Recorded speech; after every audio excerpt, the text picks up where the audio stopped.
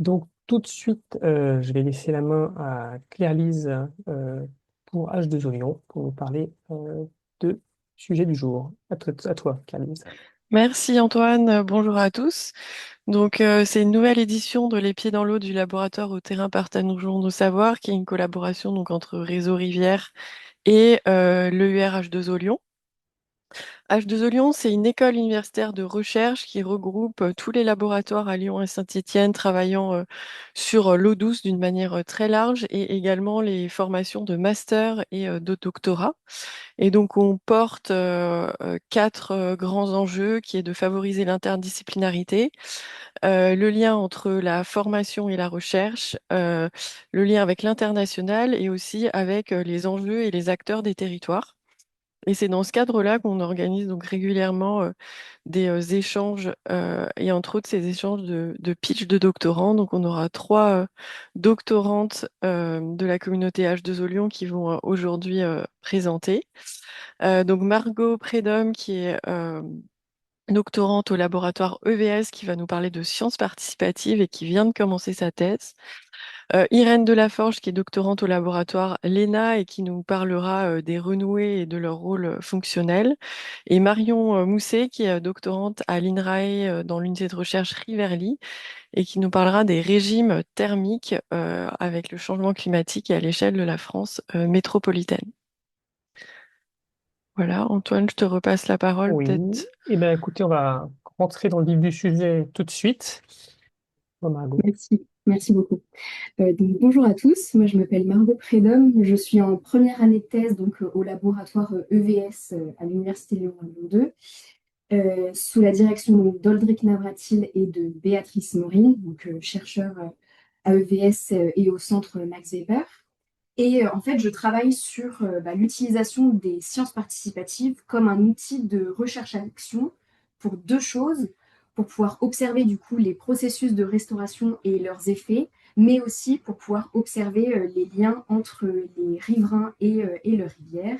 Et en fait, mon hypothèse globale, c'est de se dire que une restauration, elle va être plus efficace et plus long terme si on a une diversité d'attention, d'attachements qui sont partagés entre les acteurs, sur ces milieux et sur la vie associée.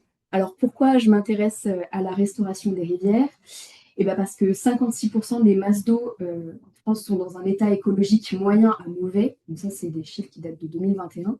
Et ça appelle du coup à la restauration de ces milieux, surtout depuis la DCE. Sauf qu'en fait, la restauration, elle fait face à de nombreux enjeux, que ce soit dans les difficultés qui peuvent être rencontrées lors de la mise en œuvre, mais aussi les oppositions locales, et plus généralement des questions de compréhension du projet et d'implication des riverains. Et sauf qu'en fait, tous ces enjeux, ils peuvent être des freins pour une restauration efficace et long terme des systèmes, des écosystèmes aquatiques. Et donc, face à ces enjeux, les approches participatives, elles peuvent être prometteuses dans le sens où elles permettent de mieux ancrer les projets sur le territoire, mais aussi elles permettent une viabilité sociale et écologique de ces projets. Sauf qu'en fait, dans les faits, cette participation des habitants, elle reste globalement limitée, que ce soit pour des raisons de suivi de ces restaurations plus généralement, mais aussi pour les outils qui sont utilisés et qui peuvent être coûteux et difficiles à prendre en main par des publics non spécialistes. Donc dans tout ce contexte-là, il y a 3 programmes de recherche interdisciplinaires qui ont été mis en place depuis 2020 et qui ont commencé du coup avec le programme Resto Débat, où donc 2 sites ont été choisis pour réaliser la recherche, donc l'Ozon et la Rise. Et l'idée, en fait, c'était de co-construire les projets de restauration. Euh, Ensuite, en 2024, il y a eu le projet RIP Active qui cherchait à consolider les communautés qui ont été créées par le premier projet et qui font l'objet d'une thèse en anthropologie. Et moi, j'arrive après ce programme-là, donc en 2025, avec le programme Revive, dans lequel s'ancre ma thèse. Et l'idée, c'est qu'une fois que ces projets de restauration vont avoir lieu, de mettre en place des suivis participatifs de ces restaurations. Donc, comme je vous l'ai dit, je travaille sur 2 sites d'études qui sont instrumentés depuis 2020, l'Ozon et la Rise. Donc, l'Ozon plus particulièrement à Mazan. C'est un cours d'eau qui fait environ 35 km et qui est géré par l'Épage Sud-Ouest Mont Ventoux. Et c'est un cours d'eau donc, dans un milieu périurbain, rural, et avec comme problématique principale la question de la continuité écologique. Et la Rise, qui se situe donc à Vaux-en-Velin, qui est un plus petit cours d'eau de 5 km et qui, lui, est géré donc par la métropole de Lyon dans un milieu du coup principalement urbain et avec comme problématique principale la question de la qualité en fait globale du milieu et la question de la pollution. Voilà. Donc, qu'est-ce qui m'intéresse dans tout ça? Ben, en fait, moi, je m'intéresse du coup à l'évaluation participative des projets de restauration avec des outils de la recherche qui sont en fait des capteurs environnementaux. Donc, c'est des capteurs de hauteur d'eau, température, qui sont abordables, faciles à construire et connectés. Et en fait, l'idée, c'est d'ouvrir en fait des suivis qui sont traditionnellement réalisés par des spécialistes, donc scientifiques ou gestionnaires, à un plus large public. Et l'utilisation de ces capteurs, donc abordables puisqu'ils coûtent moins de 100 euros, euh, permet en fait de répondre à des problématiques de coût en fait des capteurs classiques. Donc, ils sont aussi faciles à construire, donc faciles à prendre en main par des publics non spécialistes. Et comme je vous l'ai dit, ils sont connectés, donc toutes les données sont disponibles en temps réel sur le site OpenDatao, ce qui permet du coup d'avoir accès à ces données pour des personnes qui traditionnellement n'y ont pas forcément accès, ou du moins pas tout de suite. Et donc ces capteurs, je les mobilise de plusieurs manières dans ma thèse. La première, c'est pour créer de la donnée et de la connaissance autour du processus de restauration et de ses effets. Donc l'idée, en fait, c'est d'avoir un retour d'expérience en fait partagé par les riverains. La deuxième manière dont je mobilise ces capteurs, c'est pour créer de nouvelles attentions à la rivière. Voilà, pour les riverains, mais aussi d'ouvrir le dialogue entre notamment, par exemple, les riverains et les gestionnaires. Et le but, en fait, de tout ça, c'est d'évaluer le potentiel socio-technique des capteurs et de la donnée produite. Alors, qu'est-ce que j'entends par potentiel socio-technique? En fait, c'est de voir comment on peut créer une culture scientifique partagée entre tous les acteurs autour de la rivière. C'est aussi l'idée d'utiliser ces capteurs comme des supports de médiation, aussi de les utiliser comme, pour ceux qui suivent les rivières, comme un autre moyen en fait de s'y intéresser. Et d'un point de vue recherche, c'est aussi l'occasion de créer en fait de nouvelles questions de recherche. Et comment je mets en place tout ça? L'idée, c'est de mettre en place donc, des expérimentations participatives avec différents acteurs. Donc, ça peut être des gestionnaires, des riverains, des associations, des collégiens, et à différentes échelles. Donc, on va du local au national. Et l'idée, c'est d'avoir donc des processus participatifs avec des niveaux d'ambition qui sont modulables. Donc, on a voilà, la co-construction du suivi, l'installation collaborative des capteurs, puis on a aussi la mise en place du suivi participatif et aussi le croisement de différents indicateurs, donc entre différentes disciplines. On a par exemple l'écologie, l'hydromorphologie, mais aussi des indicateurs qui peuvent être plus sociaux en fonction des envies des habitants. Et in fine, l'idée, c'est aussi d'évaluer justement l'intérêt de ces capteurs connectés et de la donnée produite pour le suivi de la restauration en tant que telle, mais aussi pour l'observation des liens entre les acteurs et de leur relation aussi à la rivière. Et quel intérêt ça peut avoir du coup pour des praticiens? Et ben, en fait, c'est des problématiques qui sont globalement connues et vécues. Vous êtes potentiellement confronté à l'évaluation de ces restaurations. Vous êtes potentiellement intéressé aussi par l'utilisation de ces capteurs low cost et connectés. Et vous avez aussi potentiellement envie de plus intégrer les habitants de votre territoire, que ce soit au diagnostic, mais aussi de développer leur intérêt pour leur cours d'eau.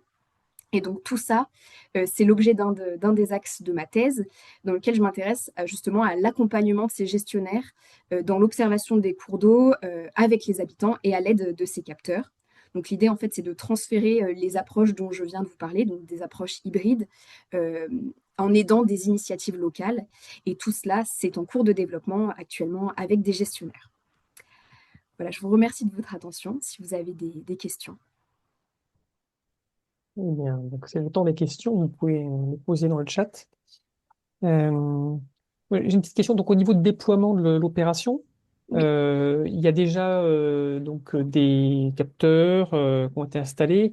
Et comment dire, quelle est l'interface entre le gestionnaire et le privé, en fait? Alors, qu'est-ce que c'est le privé qui installe? Est-ce que c'est le gestionnaire? Comment ça se passe concrètement sur le terrain, en fait, sur la fourniture, la pose et la garantie de fonctionnement, en fait? Mhm. Alors, les capteurs sont créés du coup au laboratoire EVS, à la plateforme OMEA, par Franck Perret, qui est du coup l'électronicien du laboratoire. En fait, ces capteurs, euh, ils ne sont pas nés dans ce projet Revive, ils sont donc plus anciens. Ils ont été en fait conçus lors du projet ShipO, donc qui a commencé en 2019. Donc là, on a remobilisé une technologie donc Arduino avec le microcontrôleur, qui est un petit ordinateur. Et l'électronicien Franck Perret a créé une carte blanche pour pouvoir justement créer ce capteur-là.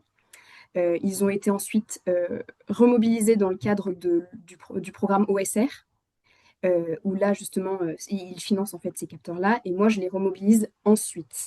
Donc je finance uniquement les sondes qui intéressent en fait les habitants. Et concrètement, comment ça se passe sur le terrain? Et ben, en fait, pour l'instant, euh, c'est nous qui avons construit les capteurs au laboratoire. Et ensuite, on est allé sur le terrain en fonction du coup des idées qui avaient été évoquées par les habitants. Je pense notamment sur mon terrain de Lauzon, où il y avait une volonté de suivre les hauteurs d'eau. Du coup, on savait qu'il fallait une sonde de hauteur d'eau, donc on a directement branché cette sonde-là, qu'on a amenée sur le terrain. Et ensuite, les habitants ont participé dans le choix des sites de suivi. Voilà. Euh, Plus tard, par exemple, quand on travaillera avec les gestionnaires, l'idée, c'est de les intégrer aussi potentiellement dans la fabrication de ces capteurs. Le rôle des habitants était plus sur le positionnement, éventuellement l'accès au terrain, parce qu'on est souvent en terrain privé. Par contre, ils n'étaient Exactement. pas en charge de la pose et Non, la connexion, on va dire. non. Ça pourra être fait plus tard. Vu que je suis en début de thèse, pour l'instant, ça a été uniquement poser des sondes en fonction des envies des habitants, mais en les posant nous-mêmes. Plus tard, notamment sur la RISE, on essayera de changer un peu ça et de venir directement les construire avec des habitants. On a pensé notamment à l'utilisation de Fab Lab pour les créer voilà, localement. Dans la suite, la question des habitants, c'est finalement quelle était la façon de mobiliser les habitants? Est-ce qu'il y a une stratégie particulière de communication? Est-ce qu'elle a varié? Et Mm. par rapport aux questions de ceux qui ont participé, c'est des gens qui avaient été touchés par exemple par d'autres actions de communication des syndicats de rivière ou Mhm. par exemple les restos débats ou c'est des nouveaux en fait? Alors justement, on essaye de faire un petit peu des deux. Euh, Vu que quand même ma thèse s'ancre dans des programmes de recherche qui ont commencé depuis 2020, l'idée c'est quand même de continuer à mobiliser des publics qui étaient déjà mobilisés par Resto Débat. Mais étant donné que bah, du coup c'est l'œuvre du coup des chercheurs, mais aussi des syndicats avec lesquels on a travaillé, hein, qui ont participé à cette mobilisation-là, déjà pendant Resto Débat. Mais maintenant, voilà, l'idée, en tout cas moi, j'aimerais bien ouvrir cette participation-là à travers d'autres mobilisations. Donc, ça passe notamment par des ateliers.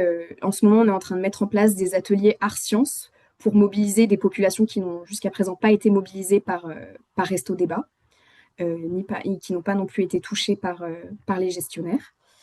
On essaye aussi de passer par les réseaux sociaux, puisque, comme je vous l'ai dit, on essaye d'avoir des approches hybrides qui mêlent aussi différentes disciplines.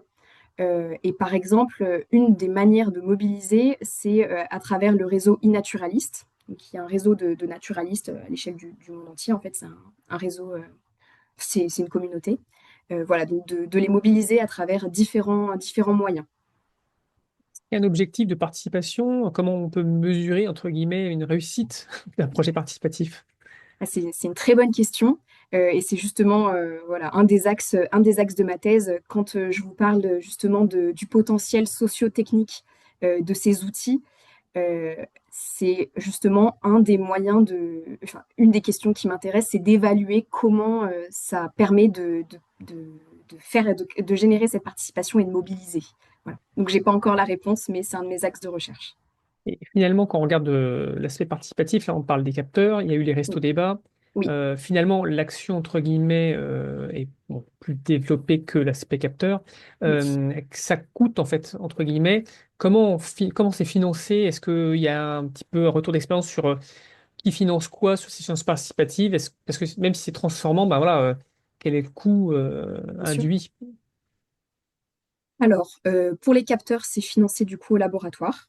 Ce que je vous expliquais, du coup, le capteur en tant que tel est financé par l'OSR, puisque je remobilise uniquement des capteurs qui sont déjà construits pour un autre projet. Ensuite, c'est le projet Revive qui finance les sondes. Après, pour les ateliers participatifs, eh ben, c'est pareil, le projet Revive qui finance, en fait, ma thèse est financée par un financement européen, Biodiversa Plus. Voilà. Donc c'est C'est les dans tous ces... financements à travers les projets de recherche, pour le coup. Exactement, voilà. Parce qu'il y a d'autres actions de sciences participatives qui peuvent être portées par des syndicats de rivière. Dans ces Oui. cas-là, le financement n'est pas le même. Je ne sais pas si tu vois les modes de financement. Alors, pour ce qui s'est passé pour Resto Débat, je sais pas trop. Moi, je vois uniquement ce qui a pu être financé pour le moment dans le cadre de ma thèse. D'accord. Voilà. Alors, ce qui se passe souvent, il y a eu, selon les agences de l'eau, il y a des bassins versants, ils ont soutenu ces activités. Oui. Et bon, sur RN Rhône Méditerranée Corse, il se trouve qu'il y a eu des appels à projets. Et donc, je crois que Resto Débat était rentré dans ce mode de Oui. financement, ce qui a porté pour le syndicat de rivière porteur Mm. des financements. Et après, sur la question des données, il y a deux questions. En quelle plateforme web utilisez-vous pour les données connectées? Moi, je compléterais même quelle publicité, entre guillemets, de ces données au travers les habitants, parce que l'objectif, c'est la participation, donc aussi le retour, j'imagine. Donc, il y a des questions de coûts aussi qui sont posées. Et Mhm. après, il y a une deuxième question, mais tu feras le lien comme tu le sens, c'est quels sont les capteurs, en fait, parce qu'on parle de coûts, donc j'imagine qu'on parle aussi de choix de capteurs. Et donc, quelle était la raison de choisir tel type de capteur plutôt qu'un autre? Ouais. Par rapport à l'objectif poursuivi, était-il par exemple de suivre la restauration morpho ou à Mhm. d'autres choses? Ok. Alors, pour le choix des capteurs, l'idée, c'est en fait de partir des envies des habitants. Donc, pour Mazan, enfin pour l'ozon, il y avait cette problématique justement de suivre les hauteurs d'eau, puisque en plus de la question inondation, on se trouve à proximité de l'Ouvèze, donc il y a cette question-là de l'inondation qui revenait, mais aussi l'idée c'était de suivre la consommation de canaux. Donc là, il y avait vraiment un besoin de suivre les débits. Donc c'est pour ça que à partir de cette envie-là, on a mis en place des capteurs de hauteur d'eau. Sur la RIS, du coup, ce qu'on va mettre en place maintenant, c'est des sortes de focus group où on va échanger avec les habitants pour à nouveau connaître leurs envies. Et c'est à partir de ces envies-là qu'on choisit le type de capteur. Voilà, c'est le type de sonde en fait, plus que le type de capteur. S'ils ont envie de suivre la pollution, par exemple, bon, la pollution, on sait qu'on peut la suivre à travers différents paramètres. Et ben, on va essayer de discuter avec eux pour savoir quels sont les paramètres qui les intéressent le plus. Et en même temps, il faut qu'il y ait aussi faut qu'il y ait un intérêt scientifique derrière. Donc, c'est un mélange un petit peu des deux. Et ensuite, en fonction de ça, on choisit le type de capteur. Et pour la première question, c'était la question des données. Alors, nous, on a du coup une base de données accessible en ligne, donc Open Data O, où toutes les données des capteurs connectés sont regroupées. Ce qu'on est en train de réfléchir, donc avec les deux gestionnaires avec lesquels on est en train de travailler, c'est potentiellement mettre en place une autre plateforme qui serait cette fois-ci plus axée gestion et moins recherche. C'est une idée qui est en cours de réflexion. Je ne sais pas trop encore si ça va se faire ou pas.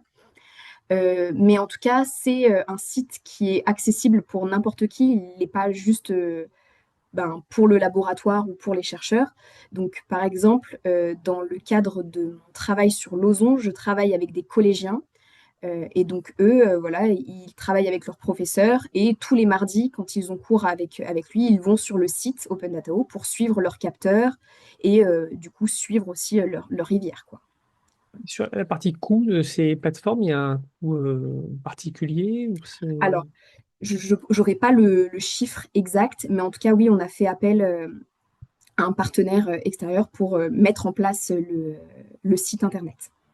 Donc là, en fait, on voit que comment dire, le choix des capteurs se fait un petit peu en fonction des envies des habitants. Oui. Comment le lien se fait avec les besoins, entre guillemets, des gestionnaires qui sont impliqués aussi? Et ben c'est en fait c'est pas que les habitants, ça va être les acteurs locaux de manière générale. Par exemple, sur la RISE, on est en train de réfléchir du coup à la mise en place de capteurs de hauteur d'eau. Et vu que c'est la métropole qui gère, on travaille avec eux pour savoir de quelles données ils ont besoin, comment on peut aussi réfléchir à une installation de capteurs par rapport à leurs besoins. Donc, il n'y a pas que les habitants, ça peut aussi être les acteurs, tous les acteurs locaux, en fait. Donc là, en fait, quand on parle de ces données-là, donc les capteurs, on va dire la fiabilité des capteurs est Ouais. assurée par la recherche ou le gestionnaire. On n'est pas dans une science participative où on pourrait demander par exemple à des gens d'aller prendre avec des bandelettes Non. des prélèvements en milieu. Donc, sur la partie justement sciences participatives, qu'est-ce que ça recouvre en fait finalement? On a plein de types de sciences participatives. Oui. Là, on est focus sur un type. Est-ce que en 2 minutes, c'est top chrono, c'est un défi, mais est-ce que tu pourrais nous faire un petit explication de ce qu'on entend sciences participatives, quoi? Alors, dans mon cadre, enfin, comment expliquer? Ok. En fait, je travaille pas qu'avec les capteurs. Moi, je m'occupe, en tout cas, c'est ma partie principale, les capteurs. Mais on se rend rapidement compte que bah, c'est pas toujours facile, en tout cas, à intégrer avec les habitants. Ce qui a bien marché, c'était de coupler ces séries temporelles avec des suivis, par exemple, de macro-invertébrés. Donc, dans ce cas-là, on n'a pas qu'un suivi avec les capteurs, on a aussi de l'observation. On peut, par exemple, si les habitants sont intéressés par des suivis pH, on peut utiliser dans ces cas-là les bandelettes. L'idée, c'est de coupler en fait différents apports de données. Au niveau des capteurs, ce que je connais le mieux, enfin ce que j'ai mis en place en tout cas pour le moment, l'idée, c'est donc d'intégrer les habitants dans le choix des stations. Voilà. La collecte de données se fait automatiquement, donc ils n'ont pas la main dessus. Mais par contre, on les intègre aussi ensuite dans le traitement et les analyses préliminaires des données. Ça a été particulièrement intéressant, notamment sur l'ozon, parce qu'on a eu un arrêté sécheresse début août. Et on voyait sur les données que l'effet de cet arrêté sécheresse sur les hauteurs d'eau n'arrivait que plus tard. C'était quelque chose qu'on ne comprenait pas vraiment. Et en fait, l'analyse avec les habitants nous a permis d'avoir une meilleure compréhension sur le pourquoi on avait un retard justement dans cet effet-là. Donc, c'est des discussions en fait. Les habitants, ils interviennent dans le choix, en tout cas pour le moment, et dans ces analyses préliminaires. Merci. Donc, ouais, juste pour rappeler qu'effectivement, il y a différents types de sciences participatives.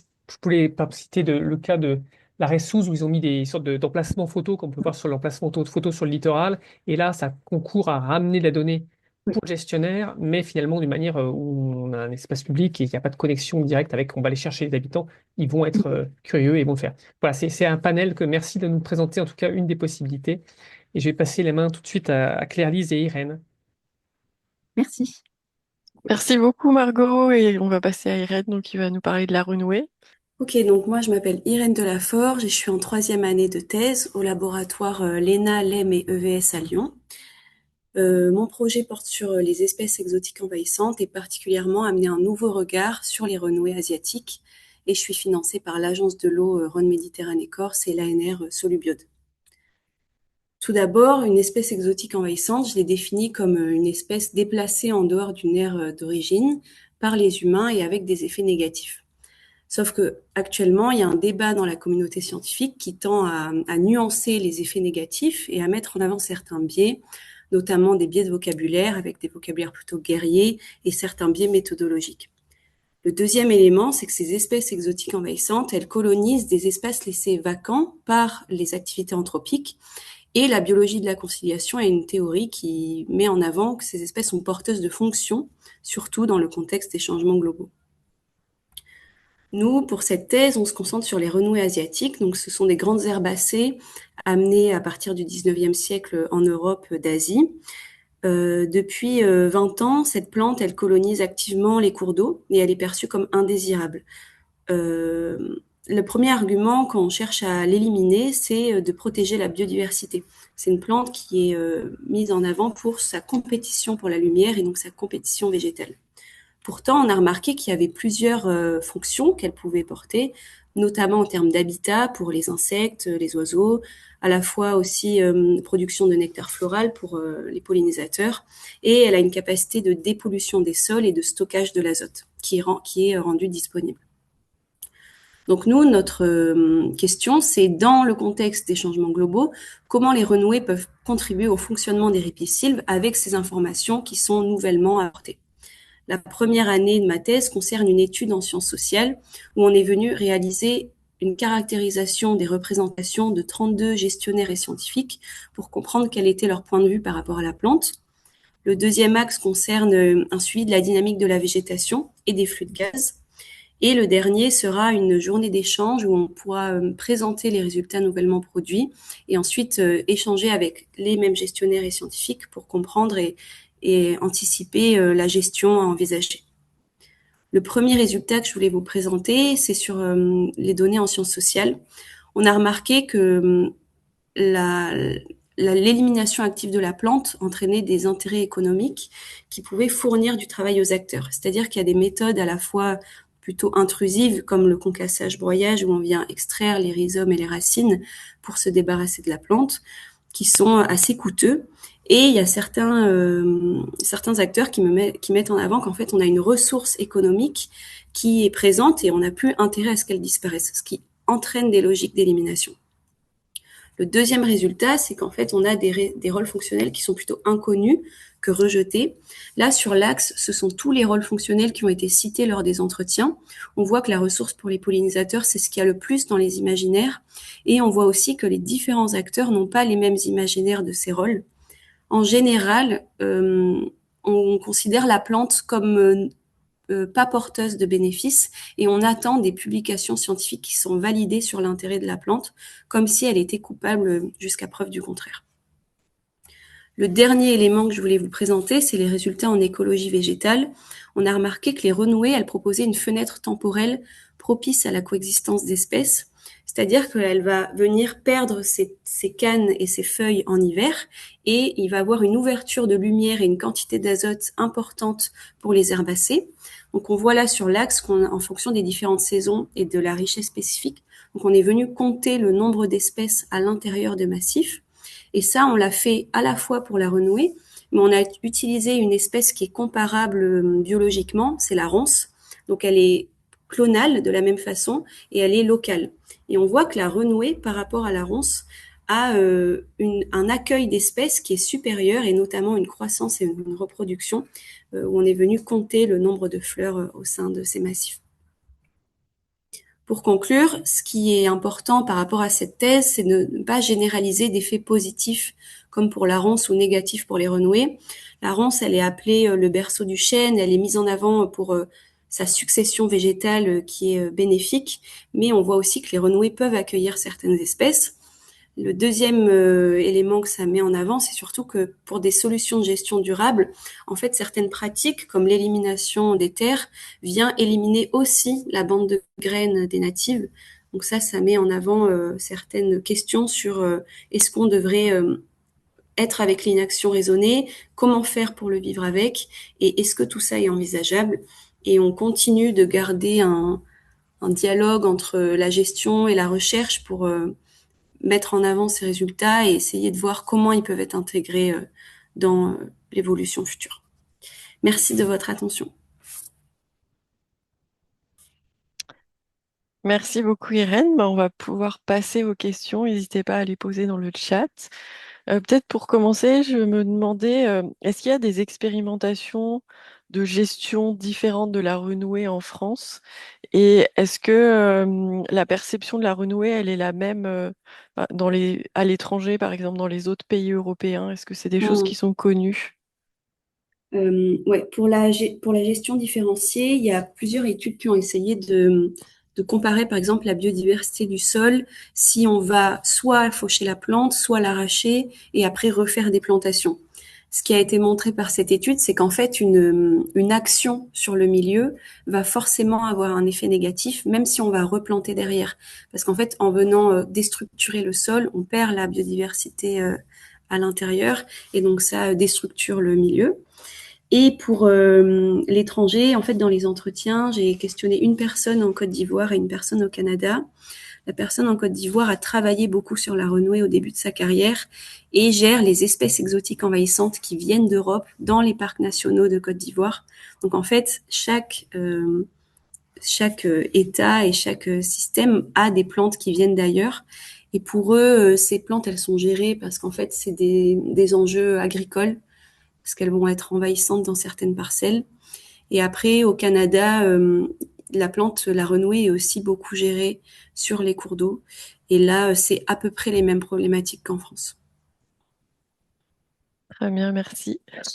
Il y avait une question sur la viabilité des terres, des massifs de renouée. Est-ce qu'il y a des recherches sur la viabilité de ces terres, sur la capacité de reprise des espèces indigènes? Euh, Si on parle d'espèces indigènes, ça dépend lesquelles. Par exemple, on peut parler de différentes strass, à la fois herbacées, arbustes ou arbres. Si on vient prendre une terre qui a été où la renouée a poussé, ça sera une terre qui sera riche en azote. Donc il y aura une capacité importante de croissance des plantes. Mais quand on est dans le milieu, la renouée a une croissance, une biomasse très importante juste à la fin du printemps, où elle va faire 3 mètres et faire de la compétition pour la lumière. Donc il y aura moins d'espèces l'été, mais ça dépend du milieu et ça dépend aussi du sol. Souvent, les renouées, elles poussent sur des terres très contaminées, à la fois par les intrants azotés qui viennent de l'agriculture, mais aussi par nos activités urbaines. Donc, en tout cas, nous, ce qu'on a montré, c'est que les herbacées, donc la plus petite strass, étaient particulièrement actives dans les massifs de renouée au printemps. Très bien, merci beaucoup. Est-ce qu'il y a des études plutôt côté gestionnaire du coup pour voir voilà un peu les dynamiques de ceux qui luttent et cherchent à éradiquer, ceux qui le font un peu au coup par coup dans le cadre de travaux, mais en acceptant sa présence post-travaux, et ceux qui ont un peu une position de dire il n'y a rien à faire. Et du coup, voilà, est-ce qu'il y a des études sur ça? Est-ce que toi, tu as aussi eu cette perception qu'il y avait ces trois positions? Oui. Les premières études qui ont été faites, ça mettait en avant surtout, par exemple, entre la renouée et la ronce, qu'est-ce qui nous pousse à agir? Et ce qui avait été mis en avant, c'est qu'en fait, si on ne connaît pas l'espèce, on ne va pas forcément vouloir l'enlever. C'est-à-dire qu'il y a plusieurs personnes qui ne connaissent pas la renouée et qui ne savent pas elle est par exemple en compétition végétale, qui vont pas vouloir l'enlever. Nous, pour l'étude, on a vu un peu ces différences-là. On a questionné 7 syndicats de rivières et des bureaux d'études des entreprises spécialisées. Il y a une partie des acteurs qui sont comme face à un découragement, qui ne veulent plus gérer la plante. Ça dépend aussi à certains enjeux politiques. Parce qu'en fait, il y a des élus qui peuvent mettre une pression au syndicat de rivière. Ça, c'est des choses qui ont été apportées par les syndicats dans les entretiens. Et lorsqu'il y a une demande des habitants, on va avoir plus tendance à gérer la plante parce qu'en fait, on considère qu'elle n'est pas bonne et qu'elle bloque, par exemple, visuellement l'accès à la rivière. Et il y a une rivière qui laisse complètement aller la renouée, donc elle est envahissante tout le long. Et eux, ils ont plutôt tendance à avoir une réflexion sur le long terme et à se dire, ben en fait, là, elle est très présente, mais on espère que ce sera moins plus tard. Donc en fait, ça dépend un peu des points de vue et de la place des acteurs et du lien avec les habitants aussi. Merci beaucoup. Si on revient au rôle fonctionnel, tu as cité l'ombrage et il y avait une question sur voilà peut-être préciser parce que l'ombrage peut paraître limité de la renouée et peut être vu aussi comme un point négatif. Du coup, voilà, est-ce que tu peux nous en dire un peu plus sur ce rôle fonctionnel lié à l'ombrage? Nous, ce qu'on entend par là, c'est surtout dans le contexte d'augmentation des températures, que si on parle d'une rivière avec un habitat fonctionnel, c'est-à-dire que l'ombrage pourrait avoir une sorte de refuge thermique. C'est quelque chose qu'on n'a pas encore testé, mais on a remarqué pendant des relevés, donc on a fait des relevés annuels de température, en comparant à des zones de prairies ou de sous-bois, il fait frais sous la renouée. Donc en fait, on a une capacité à certains insectes ou faunes plutôt de pouvoir se mettre dedans. Et nous, ce qu'on voit après, c'est que la lumière est assez présente au printemps et c'est là que les herbacées se développent. Donc il y a un décalage dans les phénologies, donc les temps de croissance des différentes espèces. On pourra avoir au printemps un accès à la lumière pour la végétation et l'été un ombrage pour la faune. Très bien, merci. Une question un peu générale, c'est comment expliquer le manque de communication vis-à-vis des services rendus de ces espèces? Est-ce que c'est dû à des aspects économiques ou à d'autres types d'aspects? Ok.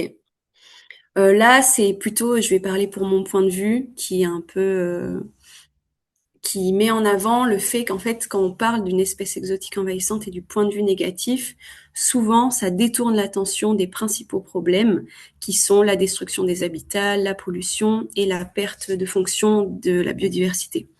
Donc en fait, ce qu'on a remarqué, c'est que dans un programme de restauration, si on traite les espèces exotiques envahissantes, ce serait traiter la conséquence de l'action qui est l'action de modification des milieux naturels. Donc, on va venir avoir quelque chose qui est efficace. C'est plutôt comme un technosolutionnisme. On va avoir immédiatement une réponse, on va venir faucher et donc on enlève la plante. Sauf que ce qui est plus compliqué, c'est de traiter en amont le problème qui est par exemple l'arrivée de pollution ou les échanges mondiaux, l'accélération des échanges en général.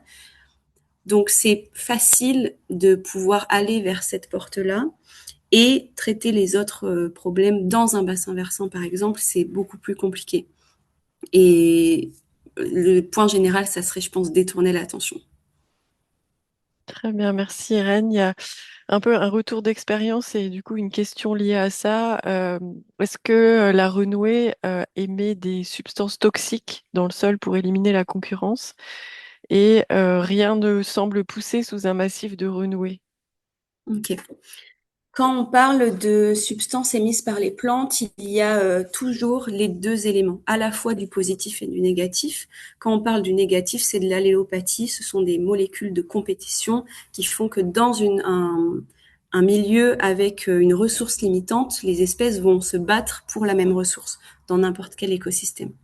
Les renouées, elles, vont avoir une stratégie qui est plus particulière. En fait, elles vont pousser plus vite parce qu'elles ont une capacité à l'intérieur de leurs racines de stocker l'azote qui est utile pour leur croissance.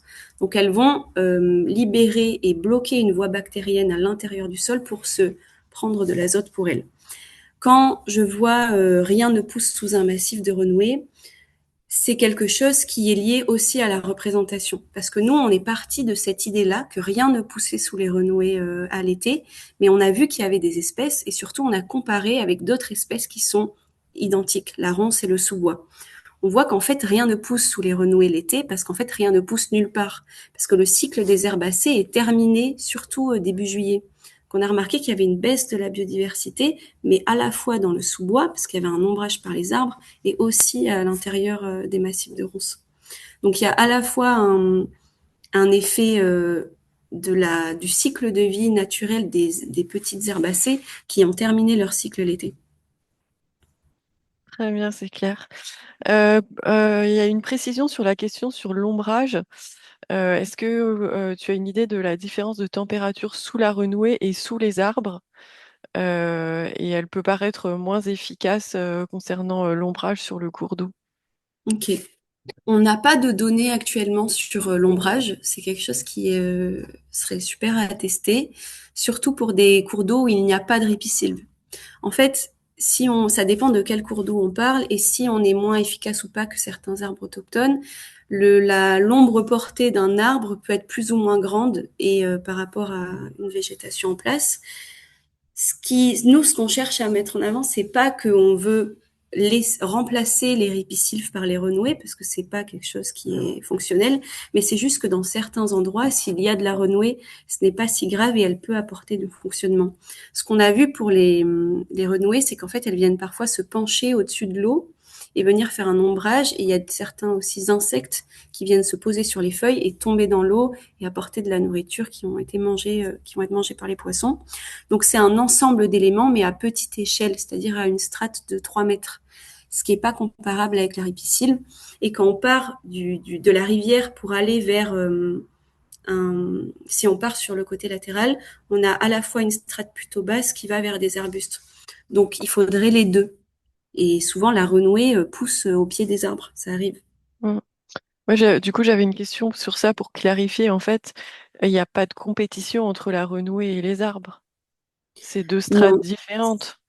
Là, non, c'est deux strates différentes. Si la renouée est en place depuis longtemps, un arbre aura du mal à pousser à parce que cette s'installer? croissance est lente au printemps.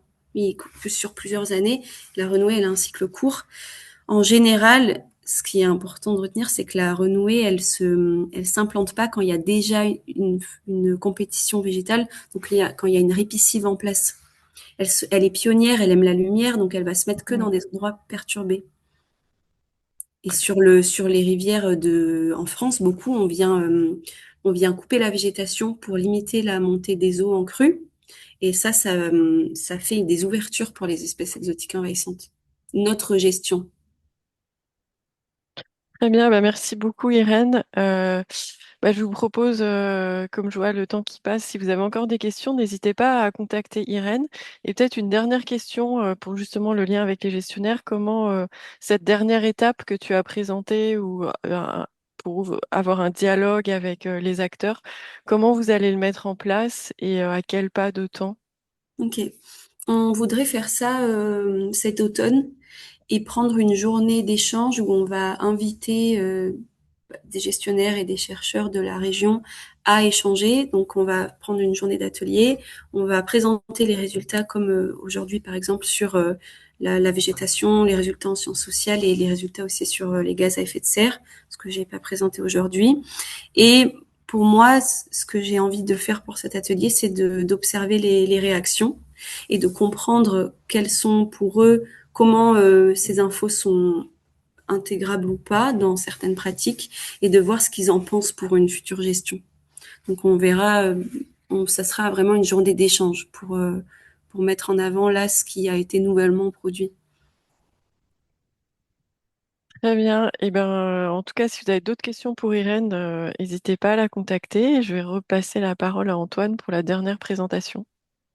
Alors moi je me présente, je m'appelle Marion Mousset et je travaille sur la caractérisation des vagues de chaleur aquatique dans un contexte de changement climatique et à l'échelle de la France métropolitaine. Donc c'est un peu différent que ce qui a été présenté par Claire-Lise parce que je suis en deuxième année de thèse, on a un peu redirigé le sujet, donc c'est plus exactement le même titre. Donc c'est une thèse qui est encadrée par Florentina Moata à l'INRAE et André Saint-Hilaire qui est enseignant-chercheur à l'INRS de Québec. Donc, pour mettre un peu de contexte, on sait que les extrêmes météorologiques deviennent de plus en plus extrêmes et ça a pour conséquence, par exemple, d'augmenter la fréquence des vagues de chaleur atmosphériques et qui a même pour conséquence d'augmenter la fréquence des vagues de chaleur plutôt aquatiques. Ces vagues de chaleur aquatiques ont divers effets directs et indirects. Ici, j'en illustre trois. Il va y avoir, par exemple, la création de stress thermique pour la faune aquatique. Il peut y avoir aussi la prolifération d'algues nuisibles, de phytoplancton. Mais ça peut aussi avoir des conséquences sur des aspects plus économiques, tels que l'efficacité des centrales nucléaires, donc tout leur processus de refroidissement. Donc moi, l'idée, c'est un peu de comprendre l'évolution des vagues de chaleur, donc à l'échelle de la France métropolitaine, donc ça veut dire à différents gradients hydroclimatiques et hydromorphologiques. Sauf que pour faire ça, il faut des données, et en France, il n'existe pas de base de données euh, à haute fréquence et à long terme. Après, petit spoiler, l'OFB, donc c'est eux qui financent ma thèse, sont en train de mettre en place justement un réseau pérenne à l'échelle de la France métropolitaine. Oui, métropolitaine. Donc, il y a quand même eu en 2019 une première collecte qui avait été faite pour le projet Tigre par Aurélien Beaufort qui avait permis pardon, de constituer deux bases de données avec des stations avec au moins un été complet ou au moins une année complète, et ça sur la période 2009-2018. À l'issue de cette collecte et de différents travaux, il y avait eu la publication de synthèses, enfin de fiches stations qui présentaient différentes métriques. Donc là, c'était les 7 et les 30 jours consécutifs les plus chauds et aussi des métriques avec des applications écologiques. Donc moi, l'objectif premier de ma thèse, c'est de pouvoir alimenter cette première base de données qui a été constituée, déjà pour pouvoir combler des lacunes spatiales. Là, je vous illustre ici le nord-est qui était un peu sous-représenté, mais surtout avoir les années récentes pour pouvoir, là où on sait qu'il y a eu des canicules atmosphériques. Donc, à l'issue de cette première collecte, j'ai pu récupérer donc 6187 stations, donc j'ai doublé le nombre de stations, ça c'est super chouette, et jusqu'à du coup 2023. La nouveauté aussi, c'est que parmi ces stations, j'en ai 1401 qui sont déclarées comme influencées par des activités anthropiques, ce qui n'était pas le cas lors de la première collecte. Donc j'ai deux types de stations. Donc cette base de données est très très riche spatialement, mais à l'échelle temporelle, c'est un peu plus compliqué, c'est plus hétérogène. Il y a des trous un peu partout dans les années. Donc moi, l'idée, c'est qu'à partir de ces données, il va falloir que je puisse reconstruire mes chroniques de température. Donc l'idée, c'est de développer des meilleurs modèles de prédiction, tout en gardant en tête que je travaille sur les vagues de chaleur, donc il faut que je puisse prédire au mieux les extrêmes de température. Et à l'issue de ce travail-là, l'idée, c'est aussi de pouvoir alimenter le site internet qui a déjà été constitué avec de nouvelles métriques, des nouvelles années, des nouvelles stations. Donc là, j'illustre très brièvement ce que j'ai en tête aujourd'hui de ce que je vais faire, parce que je ne l'ai pas encore fait. L'idée, c'est de partir sur du machine learning. Le machine learning, c'est quoi? C'est que je vais avoir une chronique avec des trous. Je vais lui donner deux informations, ce qui se passe autour d'elle. Donc, ce qui se passe autour d'elle, donc à des stations que je vais dire, que je vais juger comparables selon différents critères. Et je vais aussi lui donner des variables explicatives propres à la station. Donc là, ici, j'illustre avec la température de l'air et le débit. Et paf, ça me reconstruit mes chroniques de température. Après, ces processus, enfin, ces méthodes-là sont déjà très bien documentées sur la température de l'eau moyenne, mais moi, tout l'enjeu réside dans comment mieux prédire les extrêmes de température, ce qui aujourd'hui n'est pas forcément très renseigné dans la littérature. Donc, avec ces super chroniques que j'aurais reconstituées, l'idée, c'est de pouvoir donc ensuite caractériser mes vagues de chaleur. Donc, comme j'ai dit tout à l'heure, selon différents gradients, mais aussi selon différents types d'influences. Donc là, j'illustre un premier ruisseau, un premier exemple, qui va être, donc la température de l'eau va être sous influence directe avec la température de l'air, donc sous influence atmosphérique. Donc on va voir sur ce graphe, par exemple pour l'année 2022, que à chaque canicule atmosphérique en rouge, on a une réponse directe de la température de l'eau en bleu. Et là, je contraste avec un autre ruisseau plutôt dans le nord de la France qui, lui, est complètement sous l'influence des nappes, où on va voir qu'il n'y a pas de réponse de la température de l'eau à l'augmentation de la température de l'air. Donc, ces deux exemples, juste pour illustrer qu'en France, il y a plein de régimes thermiques différents. Donc, moi, l'idée, ce sera de construire ces régimes thermiques, d'essayer de caractériser ces régimes thermiques et de voir comment se comportent les vagues de chaleur au sein de ces régimes-là. Et mes vagues de chaleur, je sais déjà que je vais pouvoir les caractériser en termes d'intensité, donc leur pic maximal, en termes de durée, mais aussi d'intensité cumulée, donc en degrés jour. Donc, de tout ça, ce sera c'est ce que je viens de dire, en fait, de comprendre comment se comportent les extrêmes au sein de ces différents régimes thermiques, essayer d'identifier des cours d'eau qui seraient plus sensibles ou plus résilients au changement climatique, toujours à l'échelle de la France. Aujourd'hui, je ne vous le présente pas, mais j'ai aussi travaillé en parallèle avec des données long terme qui m'ont permis en fait de construire des modèles d'analyse fréquentielle. L'analyse fréquentielle permet d'associer des probabilités et des temps de retour à la fréquence et à l'intensité de mes vagues de chaleur. Donc ça, il y a un papier qui est en cours de rédaction actuellement. Et je crois que j'ai fini. Voilà. Merci pour votre attention. N'hésitez pas si vous avez des questions. Merci Marion. Moi, j'ai une première question. En fait, donc on sait qu'il y a des rivières, par exemple, avec, tu as parlé de nappe phréatique, mais il y a des rivières sur par exemple, le Jura, chez nous, où tu as des zones karstiques avec des endroits bien particuliers, des poches d'eau froide, tout ça. Comment ça s'intègre en fait finalement pour dire ma station, elle est bien ou elle est influencée? Je parle pas des rivières de Naples, les rivières où il y a des résurgences karstiques, par exemple. Est-ce que tu as des moyens de détecter ça et de éventuellement les sortir de ton analyse? Je sais pas. C'est une grande question où j'ai eu une réunion hier pour en discuter, donc c'est encore tout récent dans ma tête. Mais là, je suis en train de récupérer tout plein d'informations de tout plein de bases de données publiques et essayer de voir comment justement je peux faire ces différenciations. Donc, une première idée, c'est d'utiliser les cartes lithologiques pour voir un peu ce qui se passe à l'échelle de mes stations et si je peux pas définir des typologies. Donc, enfin, de toute façon, de manière générale, tout va partir de comment je définis un régime thermique et à partir de quelle typologie, comment je discrimine mes stations. Donc, cette question-là va faire partie. Après, le comment, c'est en cours de recherche, Réflexion. mais ouais, ouais, c'est ça. Mais une première idée, c'est d'utiliser les cartes typologiques, voir si ça fonctionne. Dans les questions sur l'influence de la température de l'eau, on sait qu'il y a deux facteurs importants, notamment les ripisylves et l'effet retenu, avec des barrages plus ou moins Mm. gros. Euh, Donc ça, plus ça évolue dans le temps. Enfin, tu peux avoir des barrages qui sont effacés, donc durant ta chronique par exemple, par un effacement de barrage, ou la RIPZ va repousser en 10 ans. Est-ce que tu peux gérer ce type de choses quand tu as des chroniques sur 20 ans, quoi? Alors, des chroniques sur 20 ans, Même j'en lis pas. 5. D'accord. Bon, des plus J'ai récentes, 7 hein. stations. Ouais. Et les D'accord. plus récentes, du coup, moi, je suis sur la période 2009-2023. Donc, ça Hmm. reste quand même suffisamment court. Et surtout, comme je disais, c'est très hétérogène. Il y a plein de trous partout. Après, j'ai déjà, au moment de ma collecte de données, notamment, c'est auprès des fédérations de pêche, j'avais donné et j'avais présenté mon projet et je leur ai demandé de spécifier si mes stations étaient influencées et influencées par quoi. Donc, pour certaines stations, j'ai cette information de sous l'influence d'une retenue, d'un plan d'eau, d'un barrage, d'un seuil.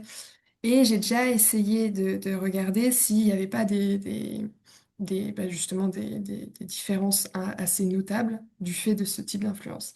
Après, ça, c'est plutôt en dernière partie de ma thèse de comment je vais faire une typologie d'influence. Et ça, c'est une grande question, parce qu'il y a des influences, il y en a partout, sous différents types. Donc, affaire à suivre. Mais dans l'idée, c'est de prendre ça en considération. C'est vrai qu'il y a pas mal de fédérations de pêche qui ont aussi des réseaux. Est-ce qu'elles rentrent aussi dans tes données que tu as ou c'est plutôt des données OFB? Quelles Ah sont non, non, les la données privilégiées? fédération. Ouais, fédération de pêche, je suis à 76%. 76% de mes données, c'était fédération de pêche et après c'est OFB, ouais. Et puis après, c'est plusieurs syndicats. Et donc là, toi, tu es axé sur effectivement un résultat température. Est-ce que, il y a un lien justement avec d'autres facteurs sur l'impact sur la température? Est-ce que tu travailles en lien avec d'autres personnes qui seraient, je sais pas, sur la biologie liée à ces impacts de température ou est-ce que, voilà, comment ça fonctionne en fait ces interrelations? Alors, moi, je suis dans un laboratoire qui est composé essentiellement des colloques, donc c'est chouette. Moi, je vais pas faire euh, Enfin, oui, je reste axée sur la température, mais l'idée ensuite, c'est de pouvoir, à l'issue de mon travail, justement, donner et proposer des métriques avec un intérêt écologique. Donc c'est là que surviennent on a plusieurs discussions qui sont en cours sur quelle est la métrique les plus pertinentes, quelle région avec quelle problématique, voilà, ce genre de choses. Et justement, avec les fédérations de pêche, notamment, parce que c'est eux mes principaux contributeurs, il est prévu de revenir vers eux, déjà pour l'influence anthropique, parce que bon, voilà, faut qu'on décide de quelle typologie, mais aussi pour essayer de comprendre quels sont les différents enjeux assez spécifiques sur le territoire, tout en gardant à l'idée que je travaille à l'échelle nationale, donc évidemment, je ne vais pas pouvoir aller à une échelle très fine, mais voilà. Donc l'idée, c'est quand même d'avoir leur retour, parce que c'est eux qui sont sur le terrain, et voir ce qui est le plus intéressant pour eux. Et justement, la collecte des données, elle est terminée ou il y a encore, tu en cherches encore? Parce qu'il y a des filets de pêche qui disent, là, par exemple, est-ce que ça vous intéresse de recevoir encore des données, quoi?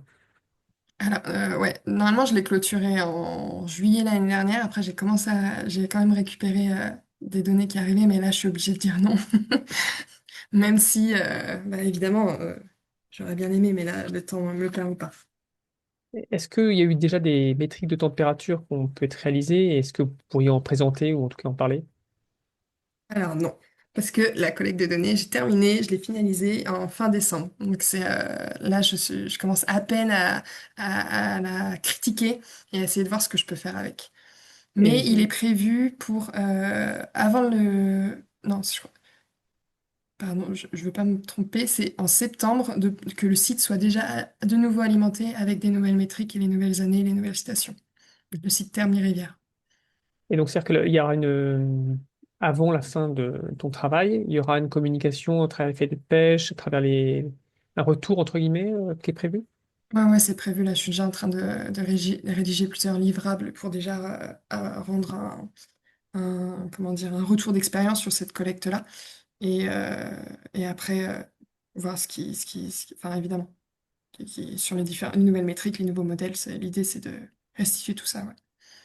Et moi, j'ai une question qui est peut-être liée à mon influence jurassique, mais on Mhm. a aussi des résurgences, en fait, qui sont effectivement, on voit plus faibles en termes d'impact de ces évolutions de température et à température extérieure, mais néanmoins, on voit une évolution apparemment de la montée de la température de ces résurgences, donc qui est une linéarisation annuelle de la température extérieure.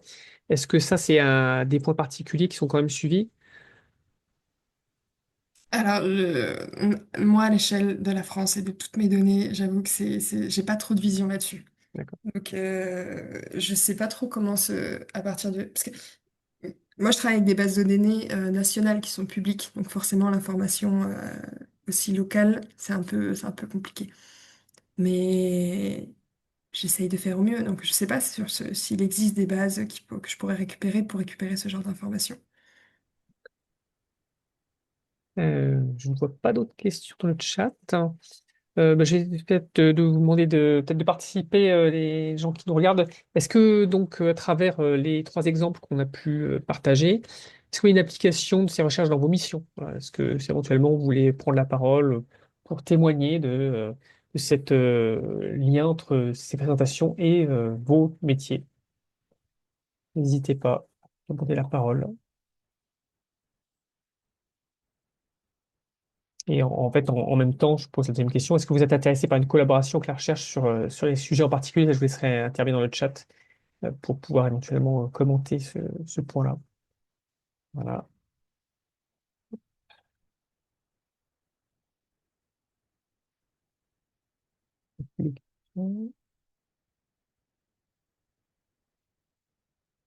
Bon, je vous laisse réagir dans le chat. En tout cas, en attendant, merci beaucoup à nos trois interlocutrices d'avoir fait cet exercice et nous partager leurs avancées et leurs travaux.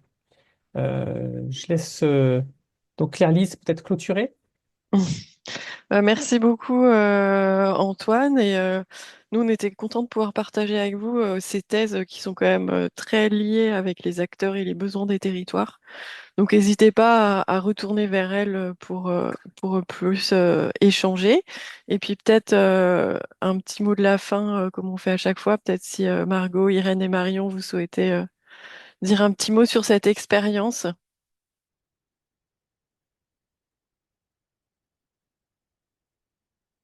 Alors, on commence Vas-y dans Margot, l'ordre. allez. Margot.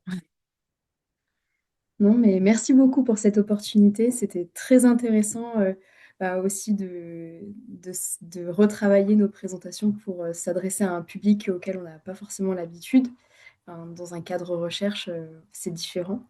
Donc, merci beaucoup, c'était très intéressant. Merci Margot, Irène. Moi, j'ai bien aimé les questions parce que ça me renvoie à des choses que j'avais un peu plus mis de côté. Je m'étais concentrée sur la théorie. Et en fait, ça me ramène vraiment à reposer le sujet dans un contexte, surtout par rapport à la végétation. Donc, super intéressant. Merci. Merci. Et Marion? Moi, de mon côté, c'est un peu le même retour que Margot. D'autant plus que je travaille à l'échelle nationale. Donc, moi, je reçois des données, je suis derrière mon ordinateur et discuter avec des personnes qui sont directement, enfin, qui savent d'où viennent les données, qui ont une meilleure expertise, c'est toujours très intéressant pour moi. Bah super, il y a des commentaires très positifs dans le chat. Et Antoine, je te laisse finir. Eh ben, merci à tous. On attend la prochaine édition, tout simplement. Eh ben, je vous souhaite une bon appétit et une bonne journée. Au revoir. Merci beaucoup à tout le monde. Merci, au Merci. revoir.